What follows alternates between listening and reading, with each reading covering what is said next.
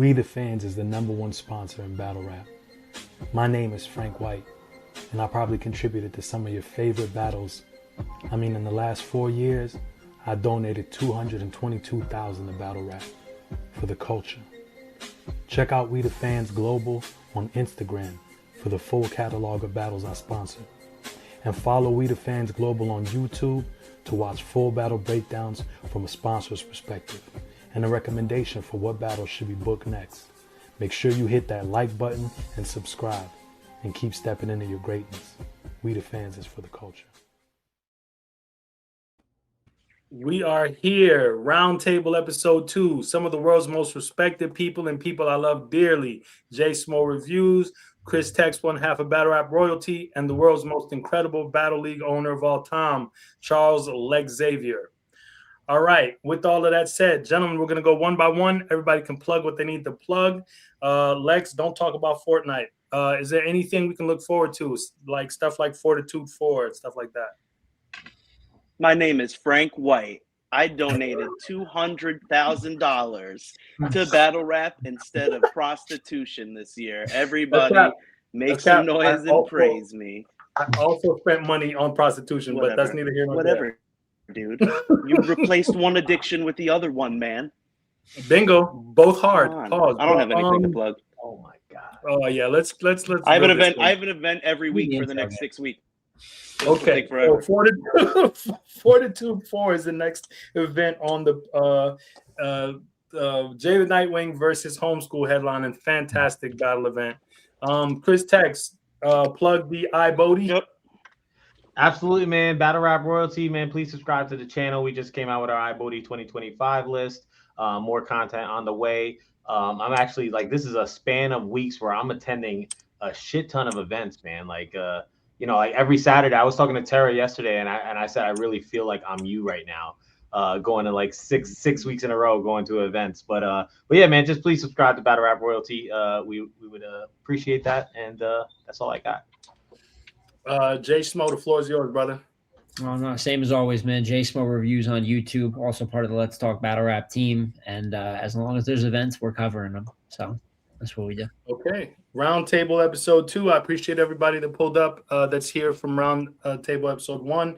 We're going to get right to it. The first subject that we're going to tackle is, do battles that don't happen get more coverage than battles that do happen? An example I have for y'all is, we just had a great RB event, Meet the Bar, over the weekend. There's more discussion about Calico and Show Off not battling than any updates on Ill Will versus Remedy Loco, or the Chef Trez battle against Chef King Trez Los. versus King Los. Yeah. Which I heard was very, very, very good. I mean, it all really depends on how it goes now. I think that it's more often that you see a business that fell apart behind the scenes, people bringing it to the public in extreme detail. I think it happens more often. It's not that it never happened, but now it almost seems like the queue. Everyone wants to voice, get ahead of something, a possible story that could come out, give their opinion first, and it ends up being a lot of ridiculousness. I mean, there's probably even more battles, or there is more battles behind the scenes that fall apart that people still don't know about, but some people know how to keep it professional, and some people try to use it as a way of staying in the algorithm, whatever they do nowadays. But I still think the battles they get booked get quite a bit of love for what they are. But it's the same thing with any other sport. You look at UFC fights that fell through behind the scenes, WWE, when you hear the possible booking plan or direction they might have went in, people like to harp on what could have been, no matter what's put in front of them. So I don't think that's even just a battle rap issue, to keep it real with you. Understood. Chris, your thoughts? I agree with Smo. I think that's every sport, even football, basketball. They talk about trades that were going to happen, then the trade doesn't happen, right? Giannis has been supposed to come to the Knicks for God knows how long, right? That never happens, and that's what people talk about instead of the current team or things like that. It happens. Patriot games, right? We had a whole conversation about Twerk because Twerk didn't show up for the murder battle, right? Mm-hmm. It's just gonna happen. It's just what people like to talk about. They like drama, and we'll talk more about that later in this episode. But people just like drama. I mean, let's talk about the raps that are actually happening. Agreed. Finding a way to include the Knicks in this conversation is a choice. Lex, go ahead. I think it depends whether on your For You page or if you're on your following page, because I don't really know. You know what I mean? I don't really know what people are talking about that isn't battles, because I only kind of really follow people that cover battles. Like for instance, I didn't know that Twerk didn't show up to Battle Murder. I had no idea. So Damn. I think it really just depends on what you pay attention to and who your circle of people are. If you're someone who pays attention to everything, obviously you're going to consume more negative than positive, because that's the internet. But just depends on where your focus is. Well said, wise one. The next subject I want to talk about, gentlemen, is what is a top tier battler? I think that there's been a lot of discussions about who people who think they're top tier. There's no actual definition written down anywhere. So I'm going to start with JSmo. JSmo, what to you makes a person top tier? I think we talked about this. You and we talked about this the other day. I think it's so in a sport where like we have general terms, but there's different definitions of that term for everyone. It's kind of hard to like nail some concrete things. I think it used to be a little bit simpler back in the day, and like a super heavy like YouTube dominated in the sense that like, hey, you got to be able to get an M. Like that was always a big thing, getting an M on YouTube. I feel like as time has went on, that's a certificate that doesn't hold the same. I mean, of course, if you get an M nowadays, it's even more impressive. But there's some guys that I would consider top tier talents, like a Fonz, like a real sick at this point, that just haven't, because it's just not that type of environment anymore where it's easy to just you go on URL, you get it up here, or if you do on another channel, you get double points. But I do think viewership to an extent, I'm not going to put a cap on it. I still love people that get millions, but anywhere, you see guys climbing the hundreds of thousands, it's always a good indicator. And then there's the actual things I think that matter most are like accolades and opportunities. If you're headlining cards, specifically, leagues, bigger leagues, or any leagues, cards of value, there's like, that's an important position to be in that a lot of top tiers find. But, accolades like Gnomes, SMs, I guess nowadays, Apollos and things of that nature pop up, but I'm used to having that classic series event. But the opportunities that you're getting, particularly at the top of cards, the accolades that you build up that can only be done by consistency over time. You don't make 5 Gnomes if you're shit. They wouldn't book you 5 times on Gnome. Just doesn't make any sense. And then I also think a level of viewership, but those are just some of the most like baseline things. It can get very nuanced from there. Understood. Lexx, top tier. I think JSmo really covered all the bases. I think if you can get 100,000 views anywhere you go, you can go battle on the corner, upload it to your YouTube tonight and get 100,000 views. I think you're top tier. Okay, so viewership is the top tier marker.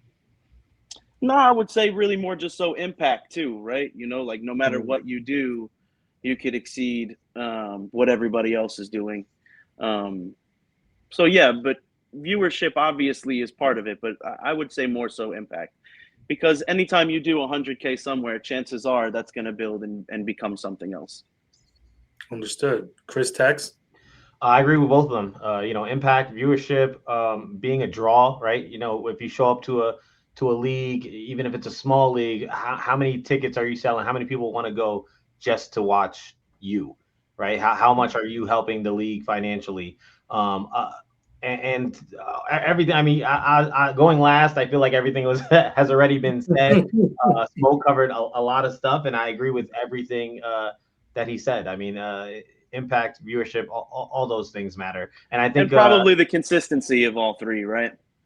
Yep, Yeah, being able to do it all consistently at a high level. Yep. And I feel like, the top guys and the top leagues are what generally people consider top tier. But we always teeter with, new people each year coming into the top tier, right? Like recently, I feel like Swamp, is now like top tier. Fonz is now top tier. People are even now talking about maybe Kid Slade getting up there to top tier, right? Like these are, but every year we have new people. Real Sick, to me, has been top tier for a couple of years, but yeah, every year we're gonna have that conversation on who's entering that category, I guess. Okay. I want to jump over to a different subject. iBattle app versus URL app. I made that a very broad subject, and I made sure to include our good friend Lex Luthor, because this is a conversation that he can definitely contribute a lot to. But I'm going to start with JSmo. JSmo, what has been your experience with the iBattle? Why you call him JSmo? That's his name, brother. He adds an H in there. I know he adds it's JSmo, but he says Schmo. Does it sound like I'm saying schmo? Is it? Yeah, like Yeah. Schmo. That's what everybody says. It's disrespectful. So it is what it is. Wow. It's disrespectful. Wow, I'm sorry. His name I'd is like to Jay Smo. humbly apologize to you. At first, they just said Joe Schmoes, and then that wasn't working. Wasn't a good look. Schmo is crazy. No, in terms of the iBattle app, in comparison, because we actually, I think Chris gave a really good breakdown on this in the last episode too, is that it's a complete different level of functionality. You know what I'm saying? The organization of it, even just from how it runs in terms of a speed perspective. You know what I'm saying? Like just, and from there into the features that you get into, the organization of it, the HUD, like it's just like the most basic parts of like the mechanical parts of an app. Let's forget the battle wrapping, like the actual templates and things that get like that is in a whole different world. And I think we talked about the ways that the URL app, while it does consume the biggest library with the biggest artists, how it can learn a lot in terms of the structure and functionality from something that we also have in battle rap. So okay. Chris Tex, take us away. iBattle versus URL. So I feel like the iBattle app has significantly more things than the URL app. It's just it's not what I feel. It's a fact.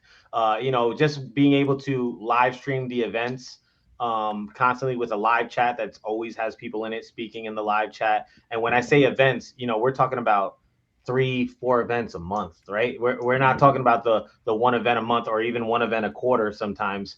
We're talking about multiple events a month that you're live streaming for free and getting the VOD either same night or next day, right? That's just not something that the URL app has. Like, it is what it is. Simple functionality things like being able to do picture in picture, being able to, like, Smo talked about it before, you could swipe up and, have it in the corner while you're doom scrolling, right? You could do all those things that you can't do on the